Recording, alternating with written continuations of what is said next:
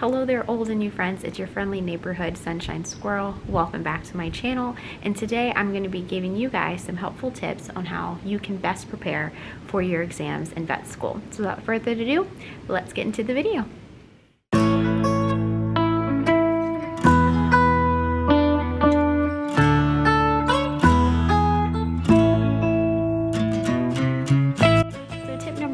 Is to know the terminology. In vet school, you're going to be introduced to a lot of new terms, a lot of new phrases, and even things that you may have never even heard of before. So it's really important for you to expand your vocabulary, know these terms, and to know what they mean. But what really helped me was taking time, anytime I was introduced to a new unit, let's say in my anatomy class, to take time to write out all the different words, all the different phrases that I would have to use. So then when I did see a diagram or something where I had to fill in the blanks, I automatically had a word bank in my head that I could pull from. If you don't know the words, there's no way you're ever going to be able to identify it. Now, the next piece of advice is something that a senior told me when I was a freshman, and that was to begin to study the very first day of the class. I can't tell you guys how valuable that piece of advice was. If you're the type of person that likes to cram and study everything that you need to know for the exam the night before, vet school is going to be an extreme challenge for you. It's too much information to be able to learn it all in one night. It's really important that after you go home from a day of class and you've gone through your different class, just block off about 30 to an hour time to be able to set aside and study for that class. There's very few classes that you'll actually take where you'll have homework that you have to do every night. It's a little bit different than like high school and undergrad where you have one class one day and then the next day, or maybe if you're on the A and B schedule, then you have a homework assignment that you have to present. Very few classes in vet school are you actually going to have homework assignments, because the assumption is that you're going to go home and be proactive and study. So make sure to take advantage of that time. Make sure to begin to make those flashcards. Start quizzing yourself day one. Next piece of advice I have for you is to purchase and read the recommended textbooks.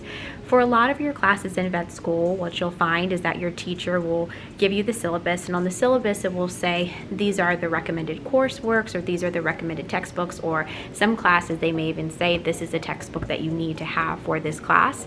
I will say that I didn't always do this very well. There were certain classes where I absolutely read the textbook, but other ones I was just kind of like, I don't have time to do this. But looking back now, I wish I had. A lot of times reading the textbook helps to set the tone for what the lecture is going to be. So if you're going to read the textbook, I highly recommend to read it the night before the topic that's going to be covered the next day. So for example, let's say on Tuesday, your teacher is going to be talking about different viral diseases in the dog.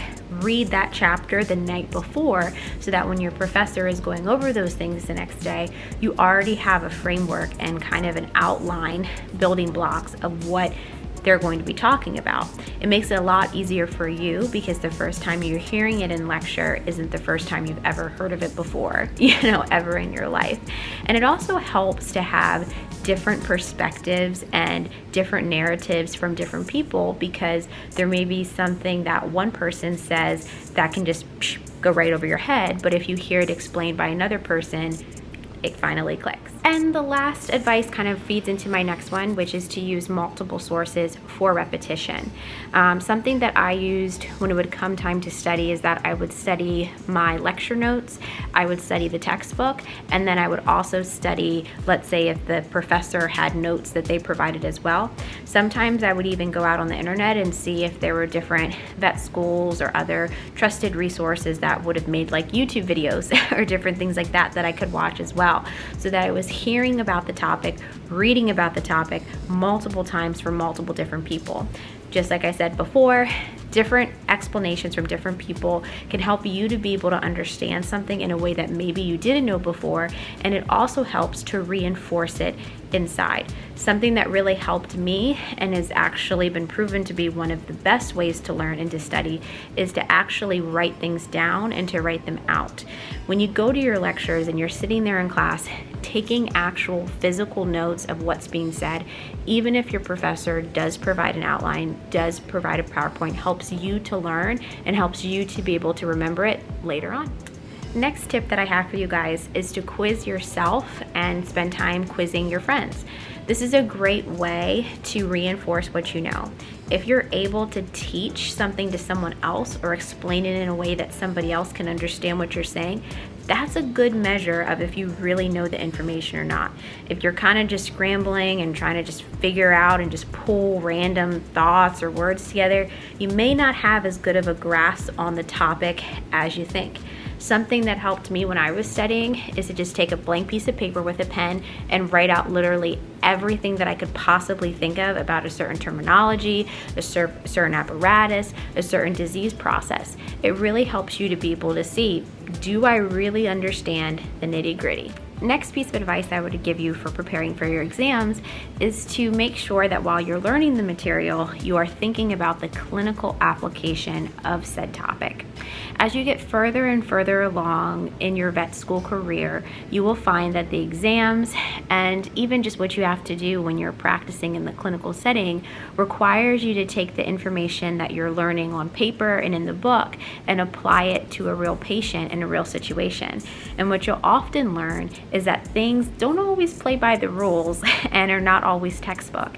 You need to be able to look at the big picture of things, step aside and think, I'm seeing this, this, and this. How does it all relate? How does it come together? How does this process lead to this, which leads to this? A lot of vet schools follow the curriculum that in your first year, you're going to be learning the basics. You're going to be learning how things are supposed to be. Then the second year, you learn what happens when things go wrong. So that's when you're going to be learning about all the different disease processes, pathology, and those sorts of things.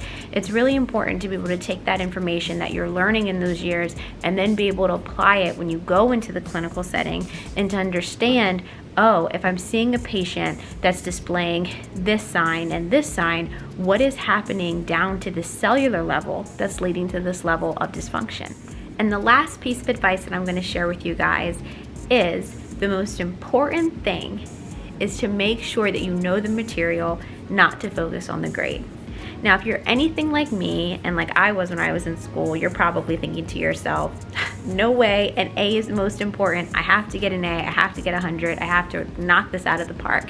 But the thing is, when you have this mentality of it has to be this grade, it has to be this certain score, you're limiting yourself and you're putting yourself into this little box and not allowing yourself the freedom to learn and to grow. I have to say for myself personally, on the questions that I would miss on an exam, I learned so much more from those questions than the questions that I actually got right, because it made me take the time to go back, relearn the information, figure out where I was wrong, and then the next time I'm faced with that question, I was like, nope, not gonna fall for it again. I know how to best answer this. So I know that that's hard, especially for those of you out there probably right now that may even be watching this video as a study break as you're preparing for your exam. But really make sure that you're taking the time to understand the why behind things and not necessarily just focusing on just acing the exam. Well, thank you guys so much for joining me for this video. I hope it was helpful and I hope it was encouraging. If you're out there right now and you're studying for an exam, leave a comment. Let me know if this was helpful and if you're going to try to apply any of the things that we talked about in this video. Please make sure to leave a subscribe and a like if you enjoyed this video. It really does help out the channel, and I will see you guys next time. Thanks so much for watching. Bye.